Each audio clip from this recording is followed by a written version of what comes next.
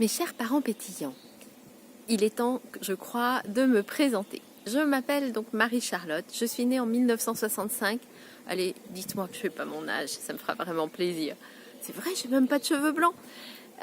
Et je suis maman de 4 enfants. Ma vie professionnelle, je l'ai d'abord commencé dans le tourisme. J'ai été guide conférencière en anglais, en allemand, et je vous assure, il fallait vraiment avoir du courage pour guider des touristes allemands avec mon niveau d'allemand. Mais ça a marché, ça a été un premier exemple pour moi qui m'a permis de comprendre que quand on voulait, on pouvait. Et puis ensuite j'ai arrêté le tourisme pour diverses raisons, j'ai continué mes études et je suis rentrée dans le marketing. Je voulais bosser dans le tourisme mais il y a eu la guerre du Golfe, donc je me suis retrouvée dans des mutuelles à gérer le service communication de différentes mutuelles. Ça m'a vraiment plu, intellectuellement j'adorais ça. J'avais de moins en moins de budget et il fallait que je fasse de mieux en mieux chaque année. J'aimais bien ce type de défi. Je l'ai réussi, mais quand même, un jour, je me suis dit, ouais, enfin, tu vas quand même vendre des produits qui n'ont pas particulièrement d'intérêt à des gens qui n'ont pas particulièrement les moyens en leur faisant croire que c'est absolument indispensable. C'est pas tout à fait mes valeurs, c'est même pas du tout mes valeurs. J'ai donc commencé à chercher comment je pourrais faire un métier qui était en lien avec mes valeurs. J'avais à l'époque 3 enfants et je venais de découvrir que j'étais enceinte de la 4e. Et donc j'ai décidé de reprendre mes études à 40 ans. Je suis repartie pour 5 ans d'études de thérapeute, une forme de thérapie qui s'appelle la méthode Vitose. C'est une thérapie psychocorporelle. On travaille sur l'unité de la personne. On travaille avec le corps, avec les émotions, avec les pensées. Et puis l'inconscient, quand il a besoin, il sait venir se manifester. J'ai continué, je me suis formée au coaching avec David Lefrançois. J'ai fait différentes formations de coaching, je continue à me former à différentes techniques. Et je me suis formée également il y a quelques années avec Marie sur tout ce qui est thérapie brève selon l'école de Palo Alto, d'après Gregory Bateson.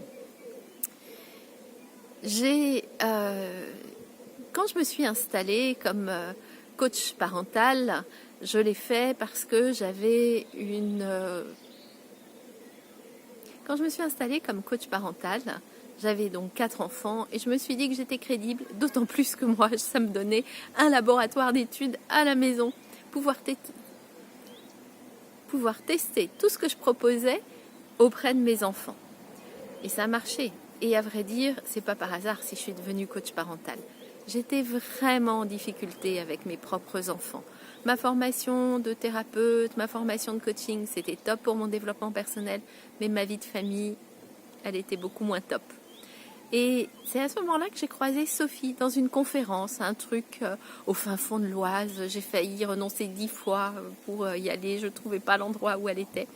Et Sophie, elle a créé les ateliers des parents. Sophie, elle a créé l'atelier des parents. Sophie, elle a créé l'atelier des parents qui est devenu aujourd'hui APECOM, apprendre à communiquer, et elle a transformé ma vie de famille et professionnelle. Grâce à des outils de communication bienveillante, tout d'un coup la paix revenait chez moi. Je criais 2 à 3 fois moins, mes enfants aussi. Oh, c'était miraculeux. J'ai donc voulu continuer à proposer ces ateliers à d'autres parents. Et puis dans mes ateliers de parents, il y a eu des professionnels. Donc petit à petit, avec Sophie, avec Nadège qui a rejoint Sophie à la tête de APECOM, nous avons créé des formations pour les parents d'enfants de 0,5 ans, de 6-11 ans, les parents d'ados et des ateliers pour les professionnels de l'éducation. Avant le confinement, c'était une grande partie de mon travail, aller former les éducateurs, aller former les professeurs, aller former les assistantes maternelles, les crèches, sur tout ce qui est éducation bienveillante. Et puis, je donne beaucoup de conférences. Alors, ça s'est arrêté avec le confinement, mais ça va reprendre bientôt. J'adore ça. J'adore me mettre en scène et j'adore partager des outils et j'adore quand les parents repartent en me disant « C'était tellement accessible, ça nous a fait tellement de bien, on a des pistes faciles qu'on va mettre en œuvre pour les parents. » Et puis, quand le confinement est arrivé, je me suis dit qu'il était temps de m'occuper d'autres façons.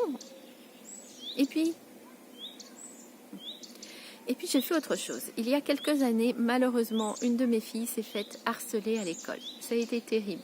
Moi qui suis coach, moi qui suis thérapeute, moi qui suis spécialisée pour voir quand les gens ne vont pas bien et les aider à aller mieux, je ne me suis rendu compte de rien. Ça m'a un peu culpabilisée, mais ce n'était pas visible. Ma fille faisait en sorte que je ne le vois pas. Je n'ai pas trouvé d'aide ni auprès du collège, ni autour de moi pour aider ma fille à sortir de là. Donc qu'est-ce que j'ai fait? J'ai pris mon bâton de pèlerin et je suis allée me former avec Marie Cartier. C'est là où j'ai découvert l'école de Palo Alto. J'ai aidé ma fille à sortir du harcèlement.